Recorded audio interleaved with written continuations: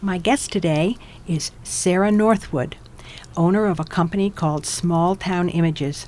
Welcome, Sarah. Thank you. She's a photographer, but not in the sense that you might think. Let's hear what Sarah has to say about what she does with her camera. Well, I always enjoyed watercolor painting, which I did before I had a family. And then I realized after having 6 children, I didn't have a lot of time for painting. And I knew that I wanted to homeschool them. My husband is a pastor of a church in Bel Air, Church of Reconciliation. And I am also a lead worshiper there. So I had very little time for those things. And also, I think it's important to mention that the way this all came about was very interesting. I am an ideas person. I come up with ideas a lot of the time, inventions and what have you, but those ideas never really take flight. I don't have the financial backing, I don't have the time, and so they remain in a notebook somewhere. One Sunday, a young man in our church stood up and he said, "God is harvesting ideas." And immediately when he said it, I knew it was for me. So I said a quick prayer. "God, if you have an idea for me that I can run with, please just let me know." So the next morning is when I came up with this idea. So I know it wasn't from me. And the way it is taking flight, I know that he's arranged it for me. Instead of painting, doing photography for a lot of years, taking pictures of the kids and really enjoying that. But then I found that I was able to combine the photography with the creative part of me that likes to do painting. So I do digital photography, but then I take it into the digital dark room and I have a grand time manipulating the image with colors, and the way I take the pictures are a different kind of perspective. I came up with a little bit of a phrase that describes what I do. It's fresh perspectives on familiar sights. Which is just perfect, because these images you recognize, they aren't digitally manipulated so that you can't recognize them. You can see this is Main Street Bel Air. You can see that this is the Liriodendron, and they're just terrific. Sarah has been doing these for a number of years, and she's just getting ready to enter into some exhibits. And one of the first ones, which we're delighted to know, will be at the Bel Air Saturday Farmers Market. In their month of April, they open up the market to artists and craftsmen.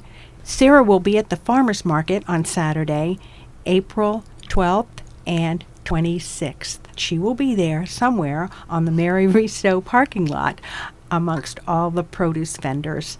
Sarah, tell us just a little bit about your homeschooling with your kids. Are some of your children real creative and artistic? Yes, I think they all are. Well, let's start with the top. Caleb is very artistic, but he's also very musical, so he tends to express himself through music. Then Avery is a student at Hartford Community College in the graphic arts program, and he will be hopefully transferring to Towson University, and that is his major. Then there's Gracie, and she plays piano, and she loves to dance, and she's very creative with words, so she likes to write stories. And Eli is very creative with humor. Wonderful, a stand-up comic. Yeah. Yep. Then there's Gloria, and she is I would say, a fine artist. That is her way. She loves photography. She loves to do nails. Mm-hmm. So she likes to express her art in many, many ways. She likes to find things and piece them together.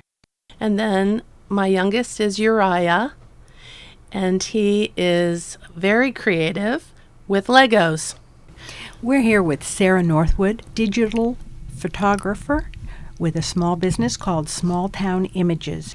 Sarah, did you have an opportunity to take any photography classes, or did you just come upon this as something that was just natural? I took a class at Catonsville Community College many, many years ago, and I really fell in love with it, actually. And then I just picked it up again as I was raising my children. And the combination of the art and the photography actually has been since October of last year. Okay. So Well, it's new. One of the things that I want the listening audience to know is that Sarah also takes commissions. And tell us a little bit about some of the nice commissions that you've had just recently. At Christmas time, I had a friend who purchased how do we call these? Photo art of her husband's place where he works. And I had taken it at just the right time, the golden hour when the sun was just right. And the sky was beautiful, which is one of the things I love about this is the sky is just part of the art. And she purchased it and she gave it to him as a surprise gift for Christmas. And she said when he opened it, he was flabbergasted. Where did this come from? How did you do this? So I think that was a special way of giving someone a gift. I noticed that you finish your work and package it just beautifully.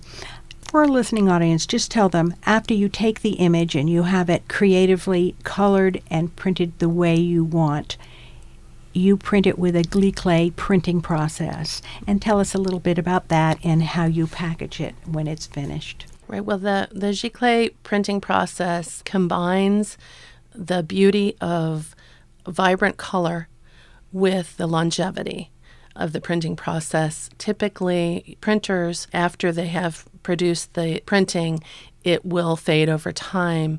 With the glyclay process, it is guaranteed to last sometimes up to 100 years.